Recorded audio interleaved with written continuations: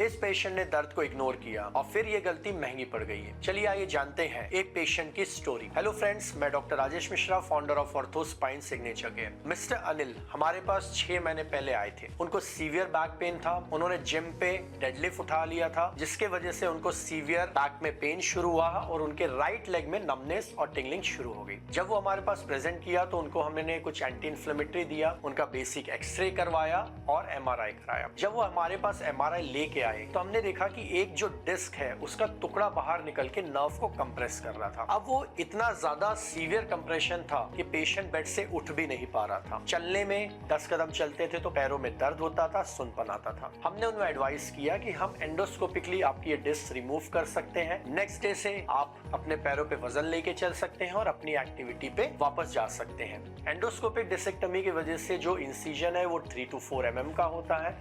Blood loss नहीं होता है, मसल भी डैमेज नहीं होती है। बट स्पाइन सर्जरी के डर के नाम से उन्होंने ये सर्जरी नहीं कराई, क्योंकि उनके रिलेटिव्स या फिर जो परिजन थे उन्होंने बोला था कि अगर आप स्पाइन सर्जरी कराते हैं तो फिर आप पैरों पे कभी चल नहीं पाएंगे या फिर हो सकता है कि आप बेड रिडन हो जाए। तो हमने उनकी सलाह मानते हुए उनको कुछ एंटी इन्फ्लेमेटरी दिया और हमने उनको सजेस्ट किया कि जब आपका पेन कम हो जाए तो आप बैक स्ट्रेंथनिंग एक्सरसाइजेस शुरू करिएगा। वो पेशेंट फिर हमारे पास 3 महीने बाद प्रेजेंट किए। जब वो 3 महीने बाद हमारे पास आए तो उनकी राइट पैर की ताकत जा चुकी थी, जिसे हम कहते हैं फुट ड्रॉप। फुट ड्रॉप की वजह से आज वो पैर अपना सीधा नहीं चला पा रहे हैं, 4 कदम भी नहीं चल पा रहे हैं। तो जो डिस्क थी जिसने कंप्रेशन किया था उसने सीवियर इतना कंप्रेशन कर दिया था नर्व को कि वो नर्व डैमेज हो चुकी थी। देखिए, नर्व्स में मिलियन ऑफ फाइबर होते हैं, तो अगर आपके पैरों की ताकत जाती भी है तो जरूरी नहीं है कि वो कंप्लीट पैरालिसिस है, हो सकता है कि वो टेम्परेरी पैरालिसिस है। फिर उन्होंने हमसे कहा कि सर आप सर्जरी कर दीजिए। हमने उनकी सर्जरी की, सेम हमने डिस्क का टुकड़ा निकाला। नेक्स्ट डे से उनको हमने अपने पैरों पे चलवा दिया, सीढ़ियां चढ़ा दी। अब आज टोटली 3 महीने हो चुके हैं उनकी सर्जरी को। धीरे